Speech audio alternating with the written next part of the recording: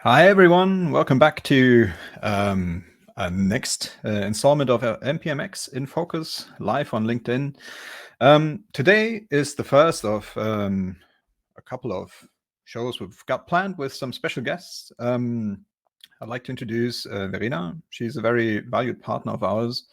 She's been graduating from the university in Mainz, which is actually my alma mater as well in economics. And after a short time in consulting, she joined Merck in 2018, where she became the director of CFO strategy and spearheaded the initiative around data and process strategy. So this is how she came into contact with process mining.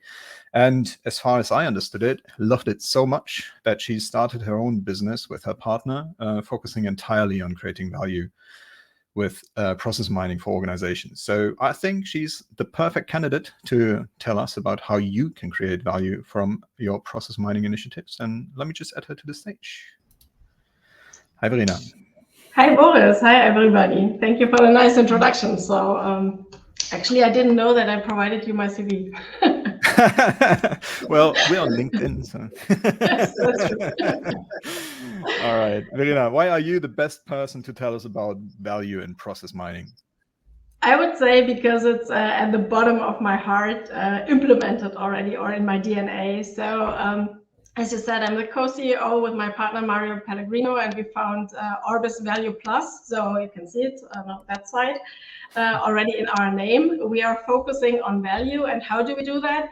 We do it with process optimization and using for that the latest technology.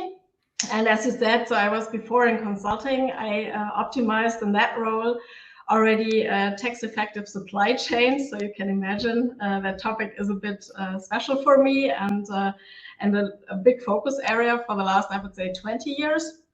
And when I came across the technology process mining in my role at Merck, where I was the COE lead as well for the topic process mining, I realized the power of how you can create value with the latest technology. And I would say the thing is, the technology is the one part, right? But it doesn't bring you to the value immediately. You need the people with it, and you provide a tool with which you can do that. And that was so powerful and exciting to me that I decided, together with Mario Pellegrino, who's my co-CEO, to do that really full time, and enable also other people, right? Other companies. All right, perfect. Do you remember the moment where you realized, oh, wait, this is something amazing. This is going to change the way that we do business. It's something that I really want to spend at least a big part of my professional career doing. Actually, there are two moments. So I think what most of our listeners probably also feel is there are a lot of meetings where you discuss problems, where you discuss process issues, where you do sometimes a bit finger pointing, but you don't know exactly, let's say, what is the truth, right? Because one is saying A, the other is saying B. And the moment when I first saw the Process Explorer and the digital twin of the process, it was really, like, for me, amazing, because you could really drill down on the lowest level of detail. On document level, you could see it from different perspectives. You identify bottlenecks, inefficiencies, and you can completely eliminate gut feeling and focus on data, right? On real process data. And that was for me one thing where I really loved it. And the other thing was a bit more of the fun part of it. So a little fun fact for our listeners. I think your colleagues at that time, when we did the proof of value, they illustrated for us the approval process, how long it took to come to certain decisions. And I think we had 700 steps in it via email chains and everything. So I realized, okay, it's not only the ERP process, you really have a full base data-driven treasury that you can really use to improve your processes.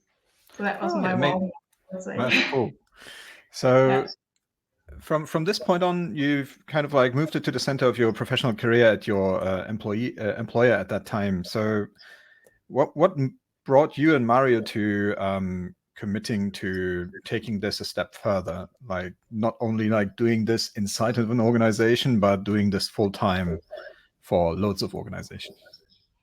Yeah, I think it was really driven by how we needed to implement it in our former roles, because we had at my employer a lot of different projects going on, and the question was always like, okay, what's the return on invest for your project, right? Is it really worth it? Is it now worth it? Does it bring what we want? And we had quite some pressure, so we were challenged by our CFO really to say, okay, bring me back a return on invest, which is at least equal to what we invest. And that was quite ambitious, of course, because sometimes when implementing a technology, that's not so easy because you need to also transform the people with it. And our return on invest was more than 350%. Wow. And that was, I would say, with a pilot, with a proof of value case, that was really something where we thought, okay, all organizations in this world with a certain size and a certain complexity should do that. And I think for us, it was also the case that the approach is really important, because technology only will bring only half of it, right? And we created a very good approach, I would say. And yeah, that's why we said, let's other people participate in it, other companies to really improve. Awesome. All right. So this kind of like brings us to the very core of what we wanted to talk about today, right? So just buying a tool is part of the equation, but it's not the entire equation, obviously. And what many people are challenged with is trying to, one, prove like that the initial was worth it. Also very important when it comes to like how do you expand the original project and try to transform the organization as such. And then also it helps, like you said you were the head of the COE, so Center of Excellence for process mining and other data initiatives, if I remember correctly. You're constantly evangelizing and selling within the organization, right? So you need to have these proven value points and have to have a framework in place how you can actually detect the value and then afterwards prove that you've actually realized it. So I'm really, really excited about what you're going to tell us about how you're actually supposed to go about this. So before we dive into this, one more question about how do you approach a project like this, right? So we've heard about, or I've heard there's this new, at least, I mean, today it's not that new anymore, but there's this technology that's available and it's helping some organizations and others are struggling a little bit. And so you can come from the technology side, but you could also come like from the business side. So in your experience, what is the best approach to getting to a process mining enabled organization? Let's call it that for the moment. Yeah, I think, or I'm convinced that you need to tie what you want to achieve with the process mining initiative to your strategic goals in the company, right? Because then you can really break it down and get everybody in his role on board and behind the goal that you have with it. And I think we have some slides in the background. So if you probably show the first one, I can explain it a bit in more detail. Because I would say process mining is a typical technology that addresses business needs, right? So IT, of course, plays a really important part in it because you need to enable that and everything. But to solve the problems, you need the business people to work with it. So you need to definitely find a smooth approach to unify both sides, so IT and business, no matter where the COE is located. I have seen both types. But what I have seen and what I also experienced myself is that you can only be successful and really dig out a lot of value when you get a unification in your goal setting and in your ambition. And that made us follow a certain path. So what we always do is before we look into a process, before we look into the technology, we do workshops beforehand with the different profiles in the organization. So either depending on if you go, for example, in procurement as a starting point, you go to the head of procurement and you understand what are your targets, what is your pain point, right? So do you need to improve your DPO, or is it more spend reduction, or do you need to work on your supplier cash discounts? and stuff like that, right? And when you have then the idea, then you can tie it into pain points, and out of that derive the right use cases or user stories and build really the success story plus the value behind. Because, for example, if you have a DPO reduction of X days, that translates, of course, into some working capital topic, right?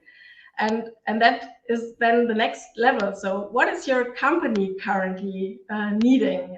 Is it cash?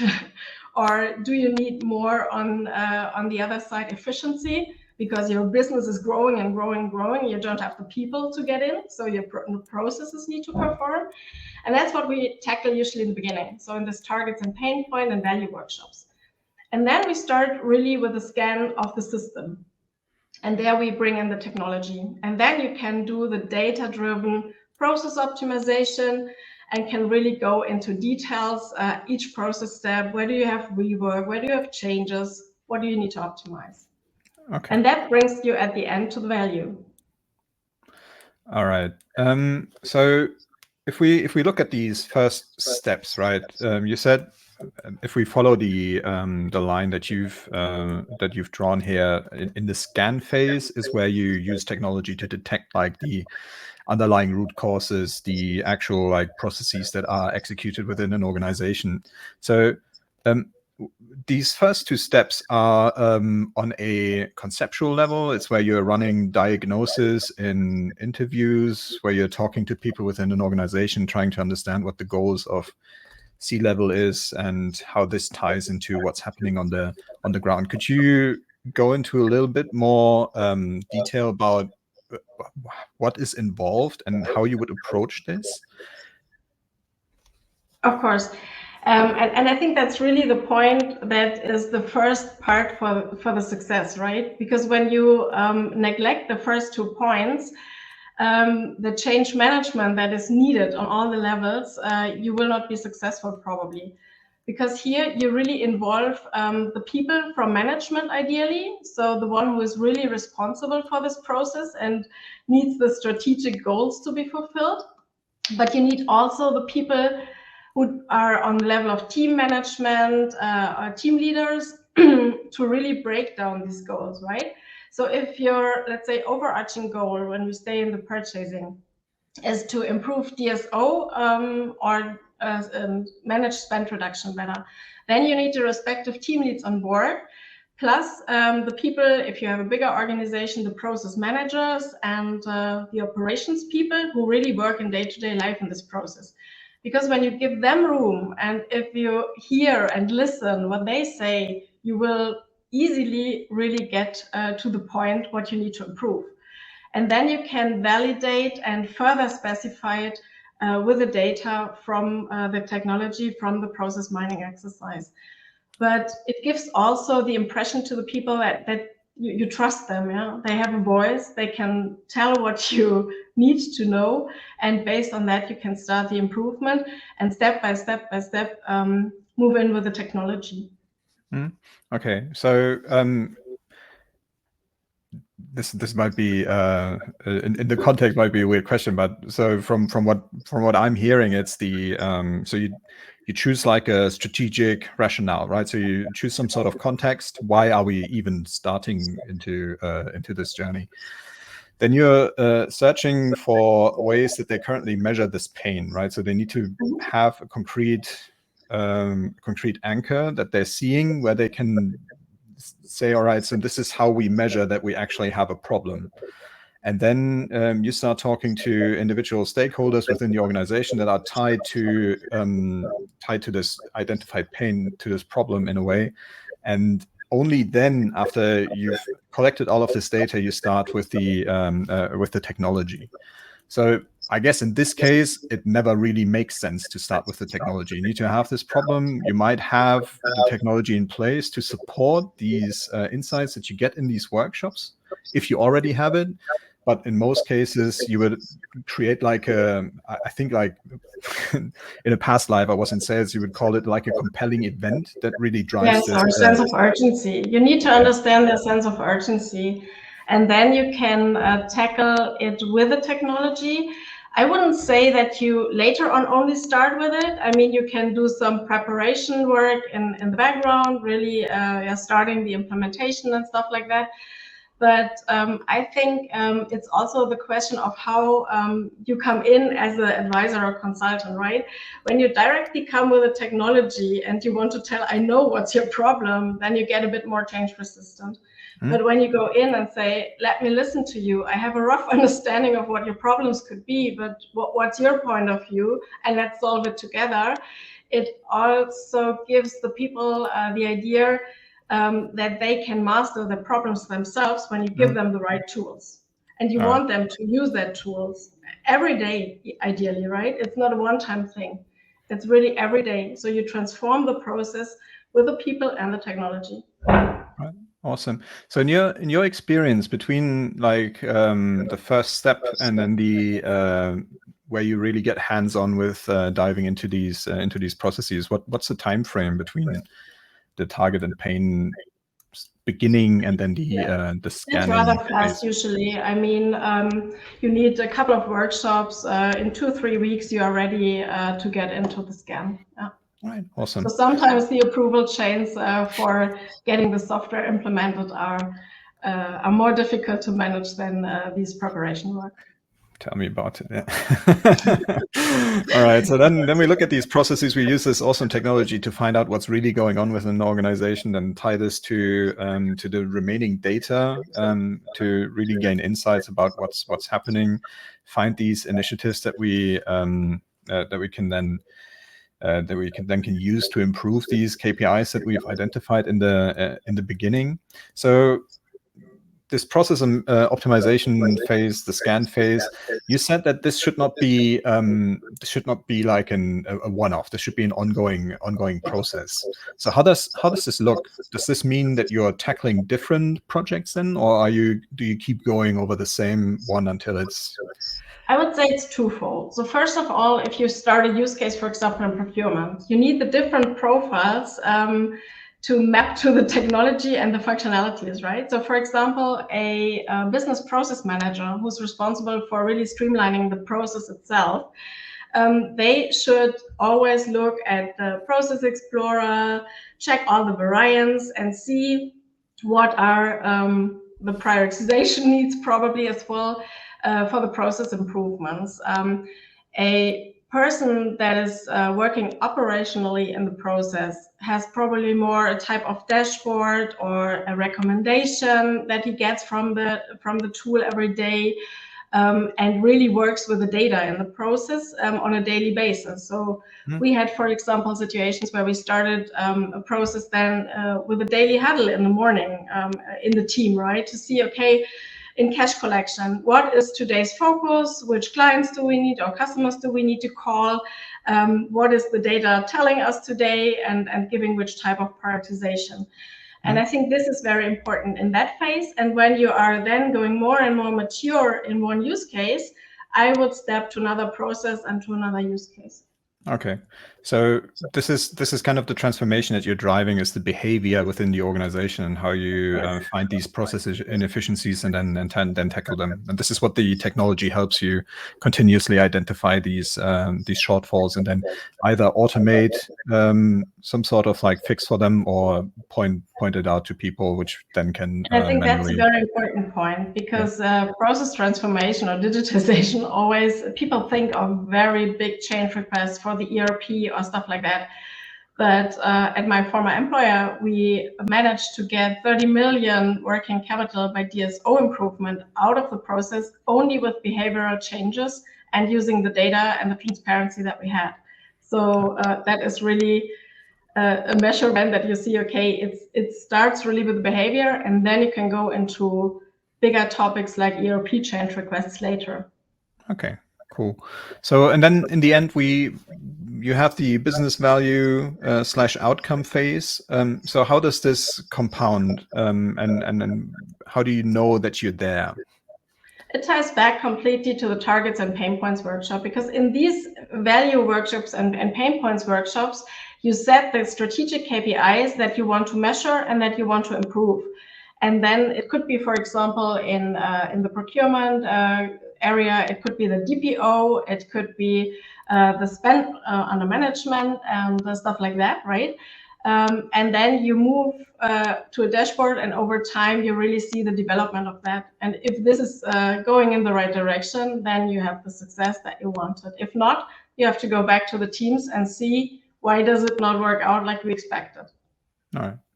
And then you either go through the entire chain again, or individual parts until you get the targets that you've agreed upon in the beginning. Depending on the KPIs that you're monitoring.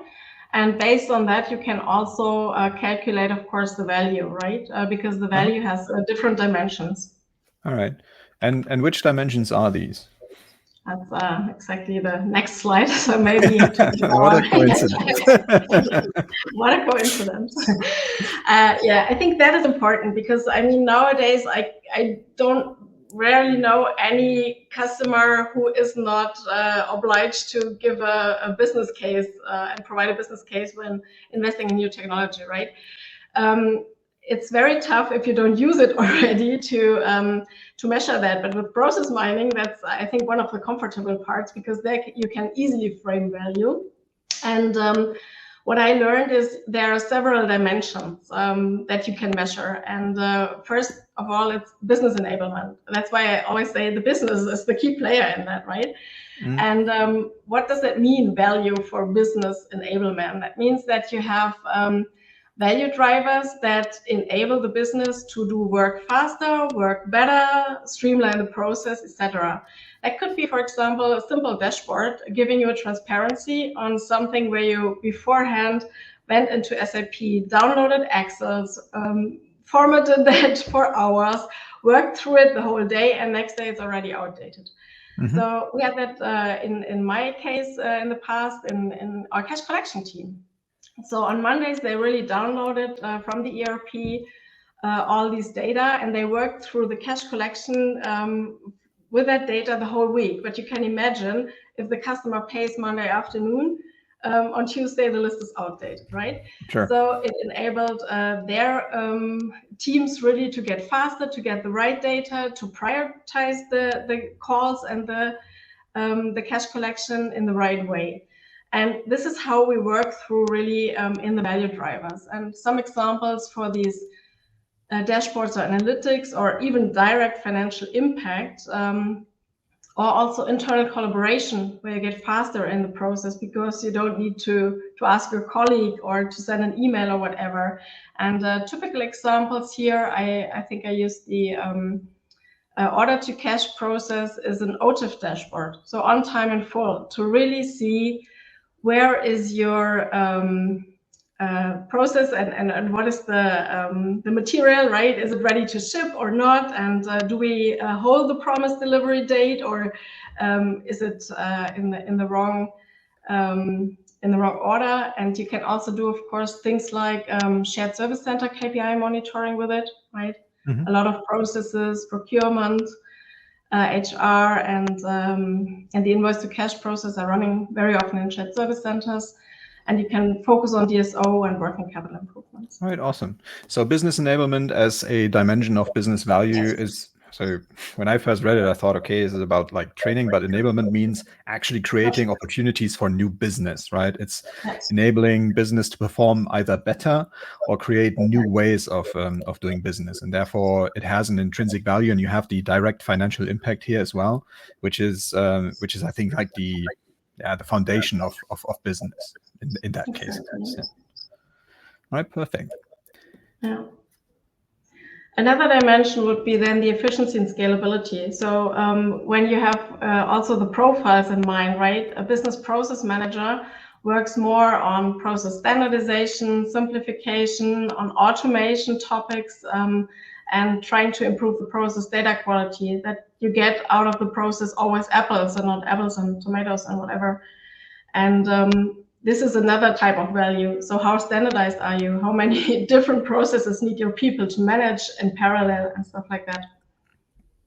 And with that, you have also very often the possibility to do first, I would say, support steps by technology. So for example, you can create notifications, right? If promised delivery date we had If that changes and you need to inform your customer, the customer excellence manager needs to know that. So he gets a notification.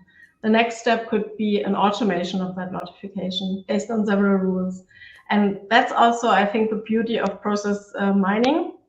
You can really support the business in their daily work. All right, awesome. So that's the other facet. So business enablement is about creating new opportunity within the organization, and then efficiency and scalability is either supporting these new initiatives, but also enhancing the existing ones, right? So, all right, grand, cool. So the next one I'm really excited for is data assets and insights. It's another blast from my past. So, yeah, I think what some people sometimes also confuse is the difference between, let's say, reporting and BI topics and process mining. Because what we do with process mining is to also mine a lot of data and to visualize them in the dashboards and stuff like that, right? So I always like to say it's the bridge also between the data and the process. And what you automatically do, sometimes also as a side topic, is to improve your data assets itself. I give you an example. So we automated in my at my former employee the data or the cash collection for let's say smaller invoice amounts, because we realized the people cannot cope with that in their daily business. Nobody's taking care of it, so let's automate it. We implemented an early cash collection reminder. So we send, you know that from your private life, right? Your customer, we send an email to say, you know, your invoice is due in X days, don't forget to pay. With that, we even managed to improve our master data, because we get feedback that, oh, you're using the wrong email address. Could you go back to that one, and stuff like that. So you really improve with process mining your data transparency quite a lot, and you can shape your data assets, and the insights generated out of it will get to new value. Okay. If you use process mining for an S4 implementation, of course, you can also support the data migration, stuff like that, right? All right, so it's a as far as I understand, if I understand you correctly, it's kind of like a byproduct, because if you start looking at processes, it becomes very evident if things don't make sense, and most of the times that is tied to some sort of like data quality problem within your stack. All right, cool. That's really valuable, especially today. If we talk about like training AI and models and all of these things, we want to have these be built on the best data that we have. So this is really valuable. Even more so today. Definitely. You can make it also to main product, depending a bit on the use case, of course, right?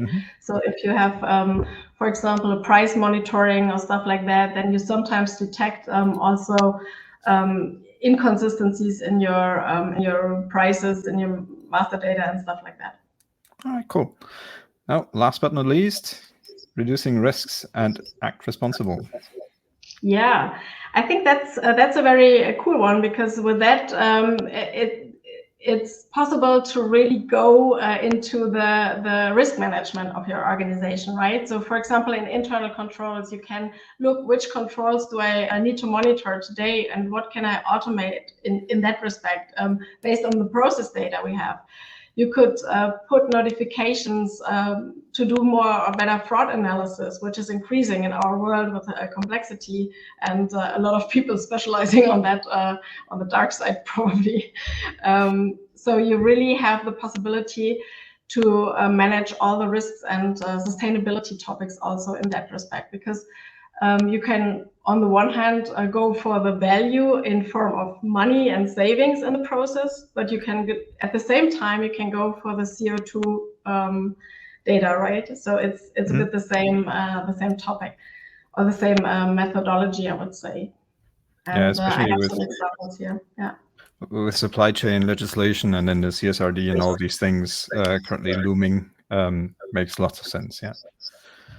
All right, great. Thanks for these insights. So if we sum these first two slides up that you've brought us, it's like, so this is a deep dive into what components go into business value. And I think it's really insightful because most of the time, if people think about business value, it's about increasing a handful of KPIs in a specific result, right? So, and what you're showing us is that there are many dimensions. Some of them are like kind of byproducts, or let's say passive improvements, and others are actually these active improvements, which can go far beyond just like creating a better DSO, right? So it's about changing the way that organizations operate and the way that they the data that they have available to them, and also like the quality of such, like it's looking at the entire process. And I think you said it in the beginning, it's about transforming an organization, and you use the word change management.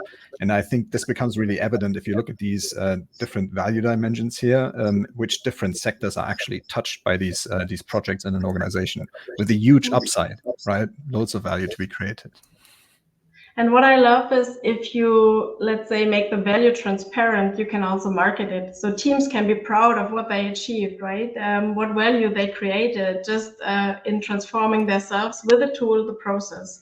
And I think this is the attitude and the spirit and the inspiration you need. And you need to bring in your teams, because then they can stand behind it and drive that. Awesome. So you've brought us one last slide.